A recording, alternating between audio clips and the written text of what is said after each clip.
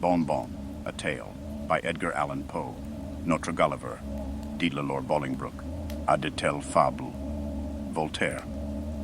That Pierre Bon Bon was a restaurateur of uncommon qualifications, no man who, during the reign of, frequented the little café in the cul-de-sac Lefebvre at Rouen, will, I imagine, feel himself at liberty to dispute.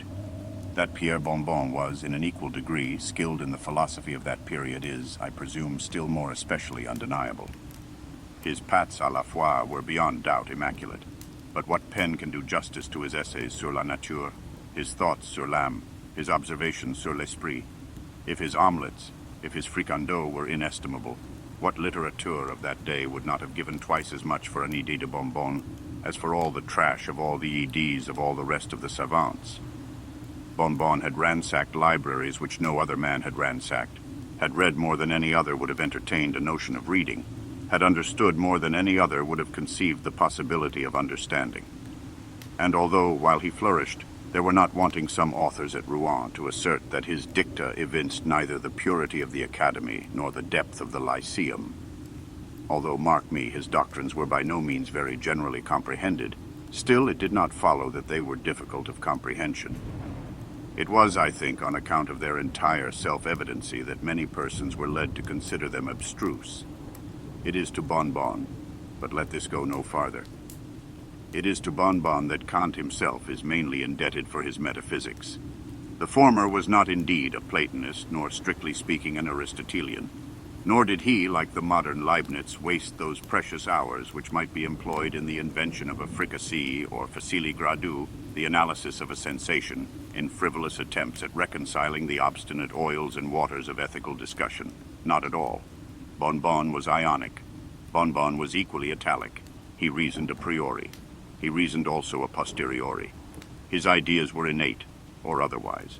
He believed in George of Trebizond. He believed in Bessarion. Bon Bon was emphatically a bonbonist. I have spoken of the philosopher in his capacity of restaurateur. I would not, however, have any friend of mine imagine that in fulfilling his hereditary duties in that line, our hero wanted a proper estimation of their dignity and importance. Far from it. It was impossible to say in which branch of his duplicate profession he took the greater pride. In his opinion, the powers of the mind held intimate connection with the capabilities of the stomach.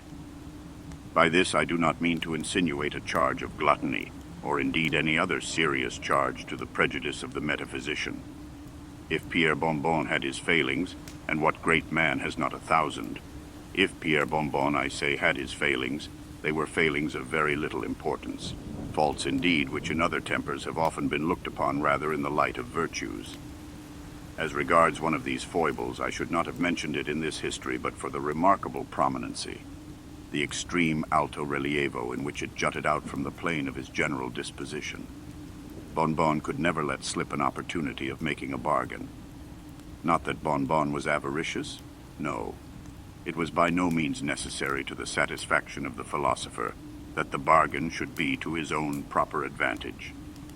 Provided a trade could be effected, a trade of any kind, upon any terms, or under any circumstances, a triumphant smile was seen for many days thereafter to enlighten his countenance, and a knowing wink of the eye to give evidence of his sagacity. At any epoch it would not be very wonderful if a humor so peculiar as the one I have just mentioned should elicit attention and remark.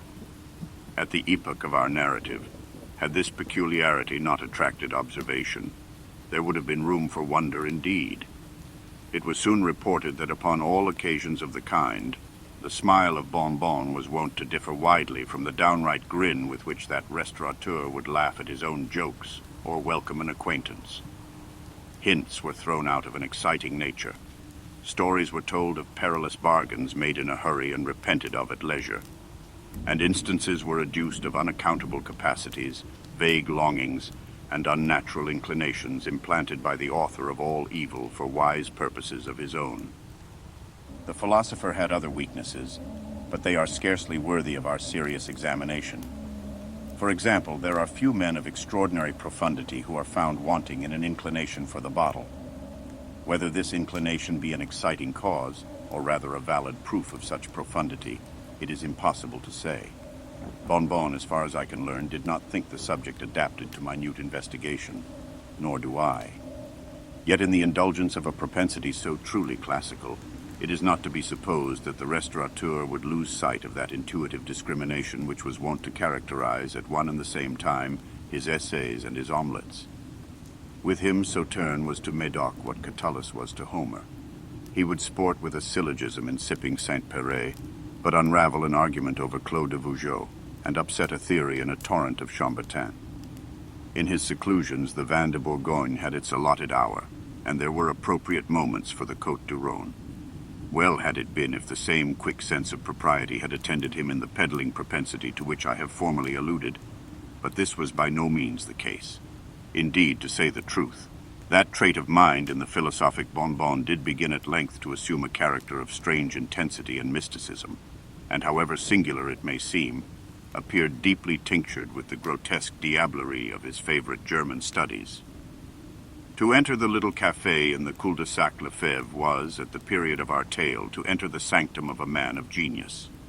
Bonbon was a man of genius. There was not a sous-cuisinier in Rouen who could not have told you that Bonbon was a man of genius. His very cat knew it, and forbore to whisk her tail in the presence of the man of genius. His large water dog was acquainted with the fact, and upon the approach of his master, betrayed his sense of inferiority by a sanctity of deportment, a debasement of the ears, and a dropping of the lower jaw not altogether unworthy of a dog. It is, however, true that much of this habitual respect might have been attributed to the personal appearance of the metaphysician. A distinguished exterior will, I am constrained to say, have its weight even with a beast, and I am willing to allow much in the outward man of the restaurateur calculated to impress the imagination of the quadruped. There is a peculiar majesty about the atmosphere of the little grate, if I may be permitted so equivocal an expression, which mere physical bulk alone will be found at all times inefficient in creating. If, however, Bonbon was barely 3 feet in height, and if his head was diminutively small, still it was impossible to behold the rotundity of his stomach without a sense of magnificence nearly bordering upon the sublime. In its size, both dogs and men must have seen a type of his acquirements, in its immensity a fitting habitation for his immortal soul. I might here, if it so pleased me, dilate upon the matter of habiliment and other mere circumstances of the external metaphysician. I might hint that the hair of our hero was worn short, combed smoothly over his forehead, and surmounted by a conical-shaped white flannel cap and tassels, that his pea-green jerkin was not after the fashion of those worn by the common class of restaurateurs at that day, that the sleeves were something fuller than the reigning costume permitted, that the cuffs were turned up, not as usual in that barbarous period, with cloth of the same quality and color as the garment, but faced in a more fanciful manner with the parti-colored velvet of Genoa, that his slippers were of a bright purple, curiously filigreed, and might have been manufactured in Japan, but for the exquisite pointing of the toes and the brilliant tints of the binding and embroidery, that his breeches were of the yellow satin-like material called amiable, that his sky-blue cloak, resembling in form a dressing wrapper, and richly bestudded all over with crimson devices, floated cavalierly upon his shoulders like a mist of the morning, and that his tout ensemble gave rise to the remarkable words of Benvenuta, the improvisatrice of Florence, that it was difficult to say whether Pierre Bonbon was indeed a bird of paradise, or the rather a very paradise of perfection. I have said that to enter the café in the cul-de-sac Lefebvre was to enter the sanctum of a man of genius, but then it was only the man of genius who could duly estimate the merits of the sanctum. A sign consisting of a vast folio swung before the entrance. On one side of the volume was painted a bottle, on the reverse a pâté. On the back were visible in large letters the words Œuvre de Bonbon. Thus was delicately shadowed forth the twofold occupation of the proprietor. Upon stepping over the threshold, the whole interior of the building presented itself to view. A long, low-pitched room of antique construction was indeed all the accommodation afforded by the café in the cul-de-sac Lefebvre. In a corner of the apartment stood the bed of the metaphysician. An array of curtains, together with a canopy à la grecque, gave it an air at once classic and comfortable. In the corner, diagonally opposite, appeared, in direct and friendly communion, the properties of the kitchen and the bibliothèque. A dish of polemics stood peacefully upon the dresser. Here lay an oven full of the latest ethics, there a kettle of duodecimo melange. Volumes of German morality were hand and glove with the gridiron. A toasting fork might be discovered by the side of Eusebius. Plato reclined at his ease in the frying pan, and contemporary manuscripts were filed away upon the spit. In other respects, the Café de Bonbon might be said to differ little from the cafes of the period. A gigantic fireplace yawned opposite the door. On the right of the fireplace, an open cupboard displayed a formidable array of labeled bottles.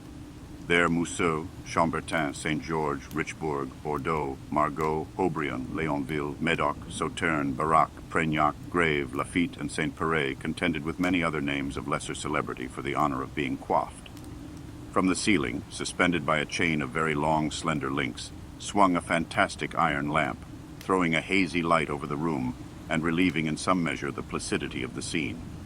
It was here about 12 o'clock one night, during the severe winter of that Pierre Bonbon, after having listened for some time to the comments of his neighbors upon his singular propensity, that Pierre Bonbon, I say, having turned them all out of his house, locked the door upon them with a sacre Dieu, and betook himself in no very pacific mood to the comforts of a leather-bottomed armchair and a fire of blazing faggots.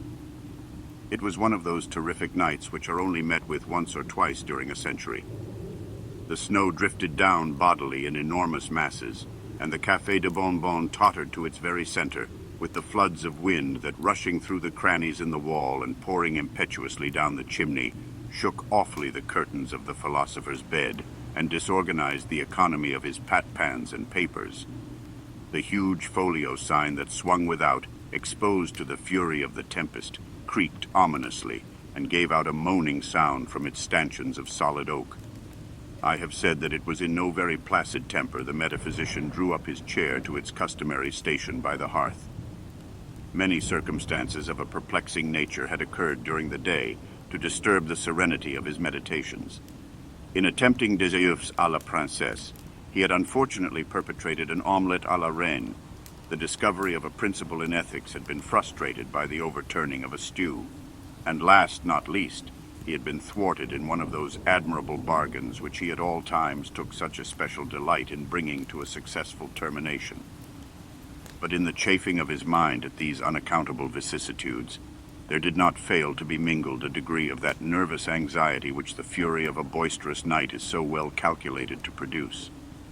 Whistling to his more immediate vicinity the large black water dog we have spoken of before, and settling himself uneasily in his chair, he could not help casting a wary and unquiet eye towards those distant recesses of the apartment whose inexorable shadows not even the red firelight itself could more than partially succeed in overcoming.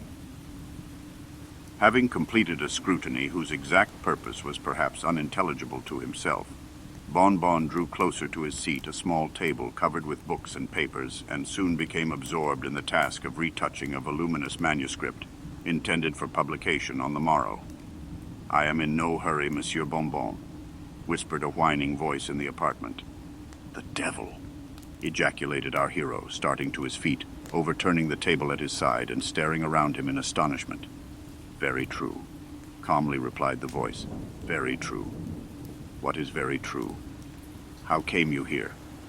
vociferated the metaphysician, as his eye fell upon something which lay stretched at full length upon the bed. "I was saying," said the intruder without attending to Bonbon's interrogatories, "I was saying that I am not at all pushed for time, that the business upon which I took the liberty of calling is of no pressing importance. In short, that I can very well wait until you have finished your exposition." "My exposition? There now. How do you know? How came you to understand that I was writing an exposition? Good God!" "Hush!" replied the figure in a shrill undertone, and arising quickly from the bed, he made a single step towards our hero, while the iron lamp overhead swung convulsively back from his approach. The philosopher's amazement did not prevent a narrow scrutiny of the stranger's dress and appearance. The outlines of a figure, exceedingly lean but much above the common height, were rendered minutely distinct by means of a faded suit of black cloth, which fitted tight to the skin, but was otherwise cut very much in the style of a century ago. These garments had evidently been intended a priori for a much shorter person than their present owner. His ankles and wrists were left naked for several inches. In his shoes, however, a pair of very brilliant buckles gave the lie to the extreme poverty implied by the other portions of his dress.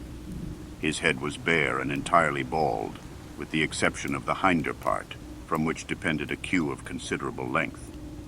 A pair of green spectacles with side glasses protected his eyes from the influence of the light, and at the same time prevented our hero from ascertaining either their color or their conformation.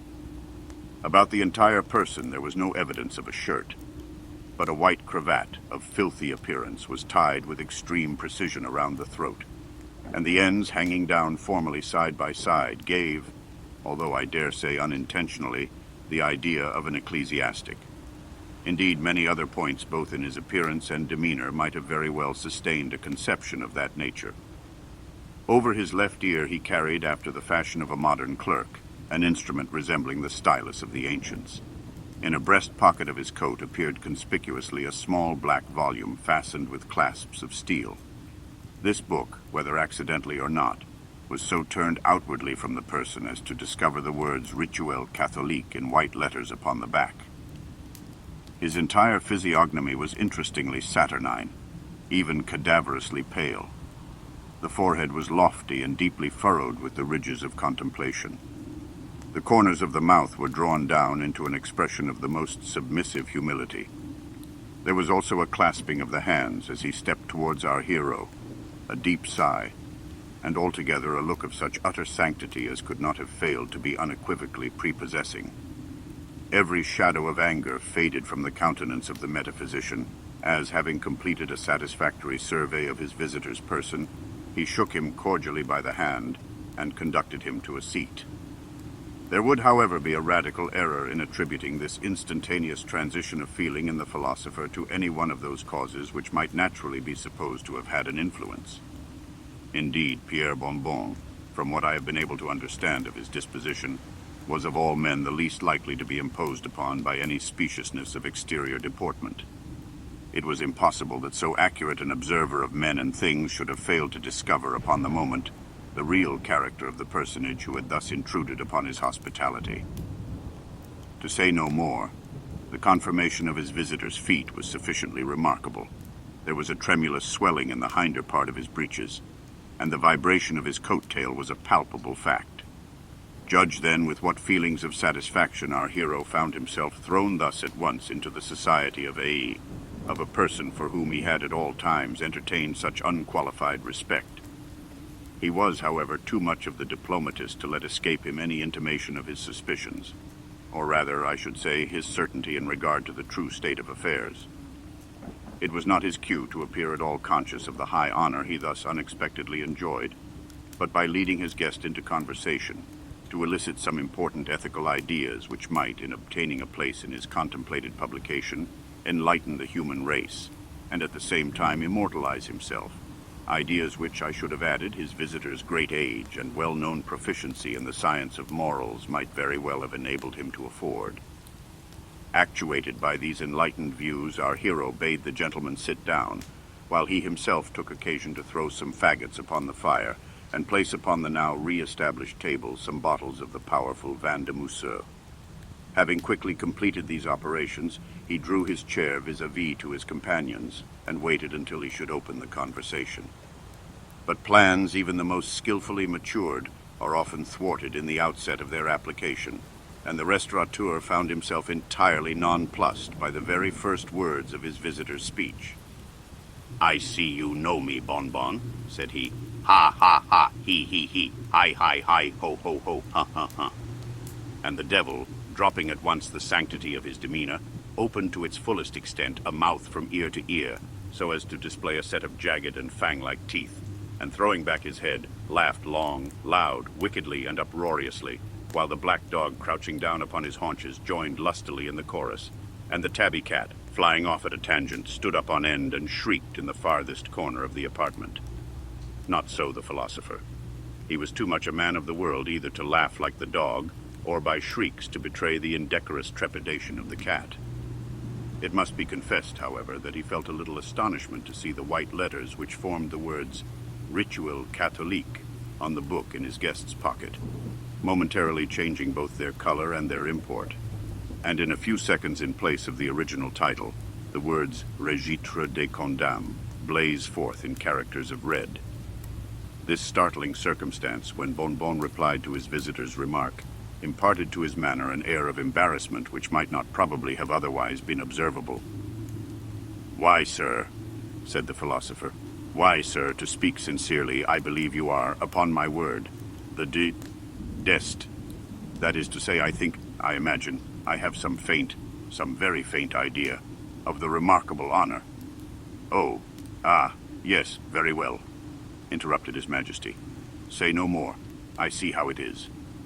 And hereupon, taking off his green spectacles, he wiped the glasses carefully with the sleeve of his coat and deposited them in his pocket. If Bonbon had been astonished at the incident of the book, his amazement was now increased to an intolerable degree by the spectacle which here presented itself to view. In raising his eyes with a strong feeling of curiosity to ascertain the color of his guests, he found them by no means black, as he had anticipated, nor gray as might have been imagined, nor yet hazel nor blue, nor indeed yellow, nor red, nor purple, nor white, nor green, nor any other color in the heavens above, or in the earth beneath, or in the waters under the earth. In short, Pierre Bonbon not only saw plainly that His Majesty had no eyes whatsoever, but could discover no indications of their having existed at any previous period, for the space where eyes should naturally have been was, I am constrained to say, simply a dead level of cadaverous flesh. It was not in the nature of the metaphysician to forbear making some inquiry into the sources of so strange a phenomenon, and to his surprise the reply of His Majesty was at once prompt, dignified, and satisfactory. "Eyes, my dear Bonbon, eyes, did you say? Oh, I perceive. The ridiculous prints, which are in circulation, have given you a false idea of my personal appearance. Eyes. True. Eyes, Pierre Bonbon, are very well in their proper place. That, you would say, is the head. Right. The head of a worm. To you, likewise, these optics are indispensable. Yet I will convince you that my vision is more penetrating than your own. There is a cat I see in the corner. A pretty cat. Look at her. Observe her well. Now, Bonbon, do you behold the thoughts, I say, the ideas, the reflections, engendering in her pericranium? There it is now. You do not. She is thinking we admire the profundity of her mind. She has just concluded that I am the most distinguished of ecclesiastics, and that you are the most superfluous of metaphysicians. Thus you see I'm not altogether blind, but to one of my profession the eyes you speak of would be merely an encumbrance liable at any time to be put out by a toasting iron or a pitchfork. To you, I allow, these optics are indispensable. Endeavor, Bonbon, to use them well. My vision is the soul." Hereupon the guest helped himself to the wine upon the table, and pouring out a bumper for Bonbon, requested him to drink it without scruple, and make himself perfectly at home. "A clever book, that of yours, Pierre," resumed His Majesty, tapping our friend knowingly upon the shoulder, as the latter set down his glass after a thorough compliance with this injunction. "A clever book, that of yours, upon my honor. It's a work after my own heart. Your arrangement of matter, I think, however, might be improved, and many of your notions remind me of Aristotle. That philosopher was one of my most intimate acquaintances. I liked him as much for his terrible ill temper as for his happy knack at making a blunder. There is only one solid truth in all that he has written, and for that I gave him the hint out of pure compassion for his absurdity. I suppose, Pierre Bonbon, you very well know to what divine moral truth I am alluding. Cannot say that I... Indeed, why, I told Aristotle that by sneezing men expelled superfluous ideas through the proboscis, which is, hiccup, undoubtedly the case, said the metaphysician, while he poured out for himself another bumper of Mousseau and offered his snuff-box to the fingers of his visitor. There was Plato, too, continued His Majesty, modestly declining the snuff-box and the compliment. There was Plato, too, for whom I, at one time, felt all the affection of a friend.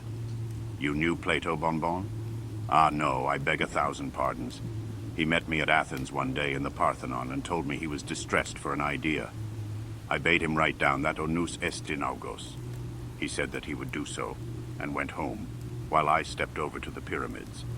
But my conscience smote me for the lie, and hastening back to Athens, I arrived behind the philosopher's chair as he was indicting the Olgas. Giving the gamma a fillip with my finger, I turned it upside down. So the sentence now reads, O nous estinaulos, and is, you perceive, the fundamental doctrine of his metaphysics. Were you ever at Rome? Asked the restaurateur as he finished his second bottle of Mousseau, and drew from the closet a larger supply of vin de Chambertin. But once, Monsieur Bonbon, but once, there was a time, said the devil, as if reciting some passage from a book. There was an anarchy of 5 years, during which the Republic, bereft of all its officers, had no magistracy besides the tribunes of the people, and these were not legally vested with any degree of executive power. At that time, Monsieur Bonbon, at that time only I was in Rome, and I have no earthly acquaintance, consequently, with any of its philosophy. What do you think of Epicurus? What do you think of Hiccup, Epicurus? What do I think of whom? Said the devil in astonishment. You cannot surely mean to find any fault with Epicurus. What do I think of Epicurus? Do you mean me, sir? I am Epicurus. I am the same philosopher who wrote each of the 300 treatises commemorated by Diogenes Laertes. That's a lie, said the metaphysician, for the wine had gotten a little into his head. Very well, sir. Very well indeed, sir, said His Majesty. That's a lie, repeated the restaurateur dogmatically. That's a hiccup. Lie. Well, have it your own way, said the devil pacifically. And Bonbon, having beaten His Majesty at an argument, thought it his duty to conclude a second bottle of Chambertin. As I was saying, resumed the visitor, as I was observing a little while ago, there are some very outre notions in that book of yours, Monsieur Bonbon. What, for instance, do you mean by all that humbug about the soul? Pray, sir, what is the soul? The hiccup soul, replied the metaphysician, referring to his MS, is undoubtedly, no, sir. Indubitably, no, sir. Indisputably, no, sir. Evidently, no, sir. Incontrovertibly, no, sir. Hiccup, no, sir. And beyond all question, no, sir, the soul is no such thing. Here the philosopher finished his third bottle of Chambertin. Then, hiccup, pray, sir, what is it? That is neither here nor there, Monsieur Bonbon, replied His Majesty musingly. I have tasted. That is to say, I have known some very bad souls, and some, too, pretty good ones. Here the devil licked his lips, and having unconsciously let fall his hand upon the volume in his pocket, was seized with a violent fit of sneezing. His Majesty continued. There was the soul of Cratinus, passable. Aristophanes, racy. Plato, exquisite. Not your Plato, but Plato the comic poet. Your Plato would have turned the stomach of Cerberus. Faugh. Then let me see. There were Noevius and Andronicus and Plautus and Terentius. Then there were Lucilius and Catullus and Naso and Quintius Flaccus. Dear Quinty, as I called him when he sung a seculare for my amusement, while I toasted him in pure good humor on a fork. But they want flavor, these Romans. One fat Greek is worth a dozen of them, and besides will keep, which cannot be said of a Quirite. Let us taste your sauterne. Bonbon had by this time made up his mind to the nil admirari, and endeavored to hand down the bottles in question. He was, however, conscious of a strange sound in the room, like the wagging of a tail. Of this, although extremely indecent in His Majesty, the philosopher took no notice, simply kicking the black water dog and requesting him to be quiet. The visitor continued. I found that Horace tasted very much like Aristotle. You know I am fond of variety. Terentius I could not have told from Menander. Naso, to my astonishment, was Nicander in disguise. Virgilius had a strong twang of Theocritus. Martial put me much in mind of Archilochus, and Titus Livy was positively Polybius and none other. Hic, cup, here replied Bonbon, and His Majesty proceeded. But if I have a penchant, Monsieur Bonbon, if I have a penchant, it is for a philosopher. Yet let me tell you, sir, it is not every dev. I mean, it is not every gentleman who knows how to choose a philosopher. Long ones are not good, and the best, if not carefully shelled, are apt to be a little rancid on account of the gall. Shelled? I mean taken out of the carcass. What do you think of a hiccup? Physician? Don't mention them. Oh! Here His Majesty retched violently. I never tasted but one, that rascal Hippocrates, smelt of assa foetida. Caught a wretched cold washing him in the Styx, and after all he gave me the cholera morbus. The hiccup, wretch, ejaculated Bonbon. The hiccup, abortion of a pillbox. And the philosopher dropped a tear. After all, continued the visitor, after all, if a gentleman wishes to live, he must have more talents than one or two, and with us a fat face is an evidence of diplomacy. How so? Why, we are sometimes exceedingly pushed for provisions. You must know that in a climate so sultry as mine, it is frequently impossible to keep a spirit alive for more than 2 or 3 hours. And after death, unless pickled immediately, and a pickled spirit is not good, they will smell, you understand, eh? Putrefaction is always to be apprehended when the spirits are consigned to us in the usual way. Hiccup, hiccup! Good God, how do you manage? Here the iron lamp commenced swinging with redoubled violence, and the devil half started from his seat. However, with a slight sigh, he recovered his composure, merely saying to our hero in a low tone, "I tell you what, Pierre Bonbon, we must have no more swearing." Bonbon swallowed another bumper, and his visitor continued. "Why, there are several ways of managing. The most of us starve. Some put up with the pickle. For my part, I purchase my spirits vivente corpore, in which case I find they keep very well. But the body! Hiccup! The body!" vociferated the philosopher as he finished a bottle of Sauterne. The body, well, what of the body? Oh, I perceive. Why, sir, the body is not at all affected by the transaction. I have made innumerable purchases of the kind in my day, and the parties never experienced any inconvenience. There were Cain, and Nimrod, and Nero, and Caligula, and Dionysius, and Pisistratus, and 1,000 others, who never knew what it was to have a soul during the latter part of their lives. Yet, sir, these men adorned society. Why isn't there a now, whom you know as well as I? Is he not in possession of all his faculties, mental and corporeal? Who writes a keener epigram? Who reasons more wittily? But stay, I have his agreement in my pocketbook. Thus saying, he produced a red leather wallet and took from it a number of papers. Upon some of these, Bonbon caught a glimpse of the letters Machi, Maza, Rich, and the words Caligula and Elizabeth. His Majesty selected a narrow slip of parchment, and from it read aloud the following words: "In consideration of certain mental endowments which it is unnecessary to specify, and in farther consideration of 1,000 louis d'or, I, being aged 1 year and 1 month, do hereby make over to the bearer of this agreement all my right, title, and appurtenance in the shadow called my soul. Signed, A." Here His Majesty repeated a name which I do not feel myself justifiable in indicating more unequivocally. "A clever fellow that A," resumed he, "but like you, Monsieur Bonbon, he was mistaken about the soul a shadow truly. No such nonsense, Monsieur Bonbon. The soul a shadow. Ha, ha, ha. He. Huh. Only think of a fricasseed shadow. Only think, hiccup, of a RIKSEEDOW, echoed our hero, whose faculties were becoming gloriously illuminated by the profundity of His Majesty's discourse. Only think of a hiccup, fricasseed shadow. Now damn hiccup. Humph. If I would have been such a hiccup. Nincompoop. My soul, mister. Humph. Your soul, Monsieur Bonbon. Yes, sir. Hiccup. My soul is... What, sir? No shadow, damn. Did not mean to say... Yes, sir. My soul is... Hiccup. Humph. Yes, sir. Did not intend to assert... My soul is... Hiccup. Peculiarly qualified for... Hiccup. What, sir? Stew. Ha. Soufflé. Eh? Fricassee. Indeed. Ragout or fricando. And I'll let you have it. Hiccup. A bargain.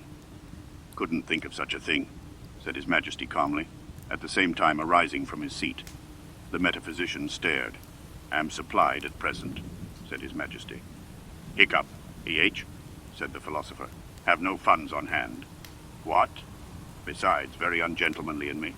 Sir, to take advantage of, hiccup, your present situation. Here His Majesty bowed and withdrew. In what manner the philosopher could not precisely ascertain, but in a well-concerted effort to discharge a bottle at the villain, the slender chain was severed that depended from the ceiling, and the metaphysician prostrated by the downfall of the lamp.